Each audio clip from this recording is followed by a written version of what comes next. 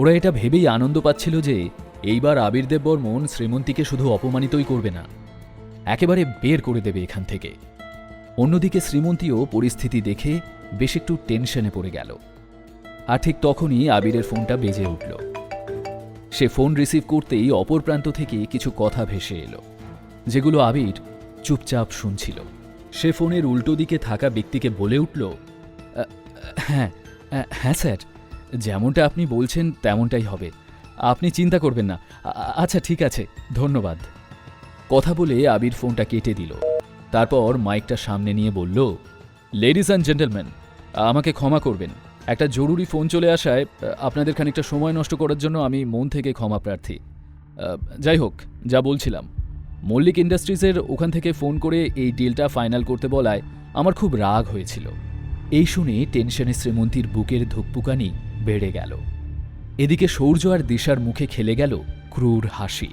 আপনারা তো জানেন, এই প্রজেক্টটার জন্য আমাদের কোম্পানি অনলাইন প্রেজেন্টেশনও চেয়েছিল। আমরা সবকটা প্রেজেন্টেশন ভালোভাবে দেখেছি। তার মধ্যে আমার সবচেয়ে বেশি পছন্দ হয়েছে মল্লিক ইন্ডাস্ট্রিজের পাঠানো প্রেজেন্টেশনটা। আমার মতে এই প্রজেক্টটার আসল দাবিদার শ্রীমন্তী মল্লিক, আর তাই এই প্রজেক্টটা মল্লিক ইন্ডাস্ট্রিজের হাতেই তুলে দেওয়া হলো। আবিরের কথা শুনে সামনে বসা সকলে অবাক হয়ে চেয়ে থাকলো ওর দিকে। শ্রীমন্তী নিজেও একভাবে চেয়েছিল আবির দেব বর্মনের দিকে। সদ্য যা ঘটে গেল তা শ্রীমন্তীর বিশ্বাসই হচ্ছিল না।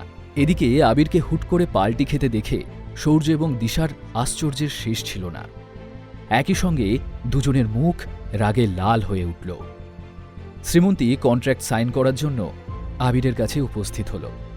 আবির ডিল ফাইনাল করে শ্রীমন্তীর সাথে হ্যান্ডশেক করলে ওখানে উপস্থিত সকলেই হাততালি দিয়ে উঠল। ঠিক তখনই আবির নিজের ফোন থেকে একটা নাম্বার ডায়াল করল। নাম্বারটা অয়নের নামে সেভ করা ছিল। শ্রীমন্তীর দৃষ্টিও আবিরের ফোনের দিকে যেতেই অয়নের নামটা দেখে ও দারুণ চমকে উঠল। চিন্তা করবেন না, আপনার কথা মতোই সবটা হয়েছে, শ্রীমন্তী আপন মনেই বলল। এই আবির দেব বর্মন অয়নের সেই বন্ধুটা নয় তো, যে অয়নকে দামি গাড়িটা দিয়েছিল? নিশ্চয়ই এই সেই বন্ধু। আর আমার মনে হচ্ছে আবির এই কাজটা অয়নের কথাতেই করেছে। ভিড়ের মধ্যে বিক্রমবাবুও একপাশে দাঁড়িয়ে পুরো দৃশ্যটা দেখছিল।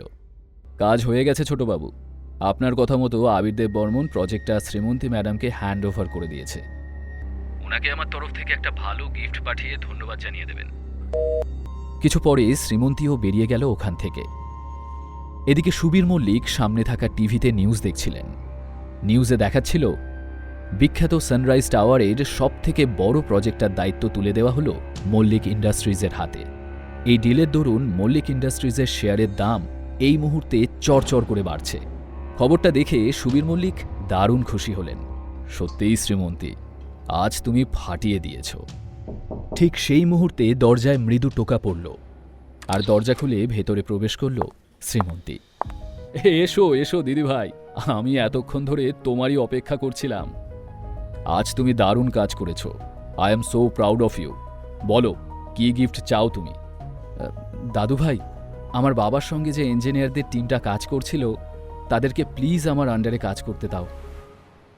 ইতিমধ্যে সৌর্য আর দিশাও গোমরা মুখে সুবীরবাবুর সামনে এসে দাঁড়াল। ঠিক আছে শ্রীমন্তী, ওই ইঞ্জিনিয়ারদের টিমটা আমি তোমাকেই দিয়ে দিলাম, আর সেই সঙ্গে শহরের বাইরে মল্লিক ইন্ডাস্ট্রিজের সদ্য তৈরি হওয়া 6 তলা অ্যাপার্টমেন্টটাও তোমাকে দিলাম গিফট হিসেবে। কেমন?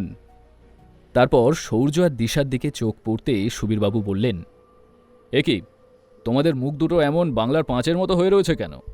শ্রীমন্তী এত বড় একটা ডিল ক্র্যাক করেছে, তোমাদের তো খুশি হওয়ার কথা। এই বলে সুবীরবাবু ওখান থেকে চলে যান। শ্রীমন্তীও অফিস থেকে বেরিয়ে গাড়িতে উঠে নিজের বাড়ির দিকে রওনা দিল। অয়নকে ও খুব মিস করছিল। অয়নের জন্য বুকের ভেতরটা অদ্ভুতভাবে মোচড় দিয়ে উঠছিল। আজ হঠাৎই ও অয়নের জন্য খুব মায়া অনুভব করছিল। এসব ভাবতে ভাবতেই শ্রীমন্তী ধীরে ধীরে নিজের ঘরের দিকে এগোচ্ছিল। এদিকে অয়ন আগে থেকেই ঘরে পৌঁছে গিয়ে চুপচাপ বসেছিল। অয়ন যখন ঘরে একা ছিল তখনই ও বিক্রমবাবুকে ফোন করে জানিয়ে দিল যে পুরনো বাইকটা ওর লাগবে, যেভাবেই হোক সেটা যেন হাজির করা হয়, কারণ শ্রীমন্তী ওর সাথে বাইকে যেতেই পছন্দ করে।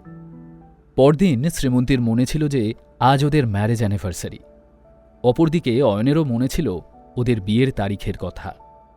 তবে দুজনেই প্ল্যান করেছিল যে ওরা একে অপরকে সারপ্রাইজ দেবে। অয়ন শ্রীমন্তীর পছন্দের সব আইটেম নিজে হাতে রান্না করে রেখেছিল। অন্যদিকে শ্রীমন্তী নিজের গাড়িটা নিয়ে সোজা এসে থামল একটা শপিং মলের সামনে। আজ শ্রীমন্তী এখানে শুধুমাত্র অয়নের জন্য কেনাকাটা করতে এসেছে। ও অয়নের জন্য উপহার কিনতে চায়, সেই সাথে ওকে থ্যাঙ্কসও জানাতে চায়। এরপর বেশ কিছু ঘণ্টা অতিবাহিত হয়েছে, কিন্তু শ্রীমন্তী তখনও বাড়ি ফেরেনি। এদিকে রাত হয়ে যাওয়ায় অয়নও বেশ চিন্তায় পড়ে গেল। ও বারবার শ্রীমন্তীকে ফোনে ট্রাই করছিল, কিন্তু তাতে কোনো লাভ হলো না। শ্রীমন্তীর ফোন বারবারই নট রিচেবল বলছিল। ঠিক তখনই ডোরবেল বেজে উঠতেই অয়ন দ্রুত পায়ে দরজার দিকে এগোল। দরজা খুলে শ্রীমন্তীকে দেখা মাত্রই অয়নের মুখে হাসি ঝিলিক দিয়ে উঠল। শ্রীমন্তীর হাতে থাকা ব্যাগগুলো নিজের হাতে নিতে নিতে অয়ন বলে উঠল, আমাকে দাও, আমি এগুলো সব রেখে দিচ্ছি। তারপর আজকের দিনটা কেমন কাটল? বেশ ভালো। আজকে বোধহয় কিছু একটা আছে, আর সেই কারণেই আমি তোমার জন্য এই গিফটটা এনেছি। ও, তার মানে তোমার মনে ছিল যে আজকে আমাদের ম্যারেজ অ্যানিভার্সারি? অয়ন হাসি মুখে দ্রুত হাতে গিফট বক্সটা খুলতে লাগল। ওটার মধ্যে একটা ঘড়ি ছিল। অয়ন ঘড়িটা নিজের হাতে নিতেই শ্রীমন্তী ওর কাছ থেকে ঘড়িটা নিয়ে অয়নের হাতে পরিয়ে দিতে দিতে বলল, এই ঘড়িটা সবসময় আমাদের এই মুহূর্তটাকে মনে করিয়ে দেবে। আমাদের একে অপরের প্রতি যে বিশ্বাস আর ভরসাটা আছে তাকে জীবন্ত রাখবে। কিন্তু তোমাকে দেওয়ার মতো আমার কাছে কোনো দামি গিফট নেই।